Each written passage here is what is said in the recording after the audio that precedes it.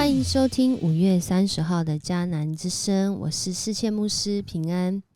我们今天要继续来分享诗篇19到20篇，愿主成全的人。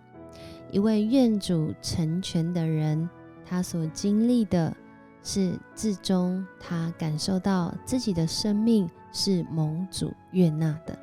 诗篇19篇14节，我们今天RPG 祷告的经文就在这里说到：上主，我的避难所，我的救赎者啊，愿我的言语，我的心思都蒙你悦纳。诗篇19到20篇讲到上主如何成全他的儿女。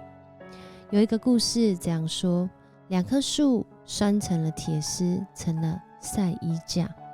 久而久之，在这树干上勒出了深深的印沟。眼看着这树干的成长受到铁丝的紧箍，好像被限制，甚至深陷在那个铁丝当中。看来这树的成长可能没有办法，甚至是必死无疑。但奇妙的事情却在这当中发生了。树的生长将铁丝围成的箍给囊括了进去，继续充满生命力的向上向旁边来长大。而这过程刚好被一位重病多年的老人看见，他在这当中得到了活下去的勇气，战胜了当时的病症。多年后，就在他临终之前，他有一个感谢，是感谢那2棵树。上主透过创造的大自然启示他成全生命的力量，超乎人所求所想。所以诗人在19篇20篇里面，我们看见第19篇就在述说上帝创造的荣耀。一开始就讲到诸天宣布上帝的作为，穹苍传扬他的作为。诸天宣布上帝的荣耀，穹苍传扬他的作为，而且不是说一次，而是日日夜夜。不一定是在那声音当中，甚至无言无语无音无响的时候，上主的荣耀，上帝的荣耀仍然传遍在人间。这里讲到上主他的管理，他的设立，就像太阳像新郎走出洞房一样，像勇士欢欣在路上奔跑一样，从天的这一边出来，然后绕到天的那一边。全世界都在他的热量当中，都在他的热，大家感受到那个热能。上主就是这样的荣耀，他温暖而且爱世人，爱他所创造的万物。而就在这个当中，诗人他感受到上主不仅爱世人，也更启示相信他的人。怎么启示相信他的人呢？如果上主爱世人，那对相信他的人跟不相信他的人到底差别在哪里？接下来讲到的当然就是所说的差别。认识他的人因着认识上主的律法，使他的生命得到更新。不仅是看见这大自然，更是当人去寻求这位创造天地的主的时候，他发现上主的法律完备，是能够更新人生命的。上主的命令可靠，是使我们发现原来我是那愚昧人，原来我在这当中经过这过程中，我得到了智慧。而上主的法则公正，使顺从的人喜乐。什么样叫法则公正呢？就用睡觉来说好了，每一个人都需要睡眠，每一个人都需要晚上睡觉，白天起来。即使我们做的是大夜班，你都需要睡觉，而且要睡一定的时间。每一个人都需要这样去睡觉，然后醒来，这是公正的法则。如果有人他说我都可以不用睡觉，我都可以不用吃饭，我都可以不用喝水，我甚至可以不用呼吸，我想这应该已经违反自然律，我们也不会跟他说太多，因为这就是公正的法则。而顺从的人、睡好的人、吃好的人，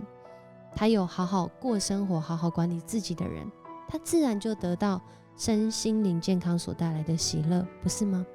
上主也透过他的训诲透彻，使人的心眼明亮。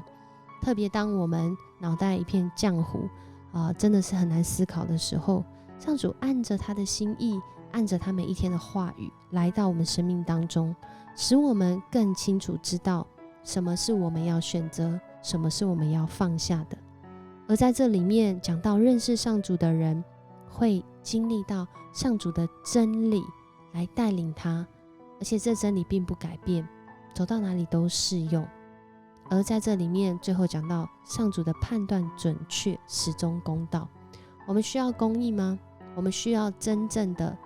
判断是非吗？那我们需要认识我们的主。然后在这里诗人他经历到，当我们这样去认识上主的时候，他说这比金子可贵，胜过最精纯的金子。也就是说，这个道理，这个真理是钱买不到，即使你有很多黄金，你都没有办法来换，因为这是钱买不到，比金子更宝贵的。更是讲到，若人在那个生命的处境是那个苦的处境，是那让你觉得很辛苦的处境，神的话语，上主的话语会像那纯净的蜂蜜来滋润，使苦转为甜。然后他讲到说，使你的仆人深受警惕。当我这样去行去谨守的时候，获益无穷。也就是诗人他不仅是领受到整个大自然，更是领受到当他去渴慕去认识真理，去认识上主的时候，他发现在他里面一切的好处他都要来经历，而且正在经历。所以原来没有智慧的，原来不懂那个真理的，原来不知道怎么样来过生活的，因着主他知道，而且获益无穷。而在这里面诗人更是讲到，也在这样的过程中，他发现人总是有盲点，然而主却是帮助我们不至于故意犯罪，不让罪恶来支配我们，使我们的生命因着他有了避难所，因着他被成全。所以在诗篇19篇最后说，上主我的避难所，我的救赎者愿我的言语，我的心思都蒙你悦纳。这也是我们今天 RPG 祷告的经文。因为他发现当我们是按着上主的心意去行去生活的时候，我们好像是那个蒙悦纳的人，领受到好多好多的好处。也在这样的过程中进入到诗篇的20篇，我们看见认识上主的人知道真正的君王是谁。这也是一首王士诗，而且是在讲说，当他们要出征之前，在这个被君王所辖管的这些子民当中，他们不是向君王来祷告他们是向上主来祷告。因为他们知道君王得胜的关键不是在这些马匹，不是在这些战车，而是在于我们信靠上主的人，我们得着这智慧，延续19篇所说的我们得着这个让我们获益无穷的智慧。所以他们要起来为他们的权柄祷告，他们要起来数算上主他能够怎么样帮助我们来得胜，而且不是我们自己的心意得胜，是他们先到主的面前献上烧化祭，愿这样的出征是合主你心意的，是蒙主你所悦纳的。那我们当然接下来要期待的就是胜利，因为这若是出于主的，怎么能够不胜利呢？所以在这里，这群子民为他们的君王，为这场战役来求胜利，因为他们也是属于这君王的，君王的胜利就是他们的胜利。所以在这里也让我们看到，其实我们要为我们的权柄来祷告。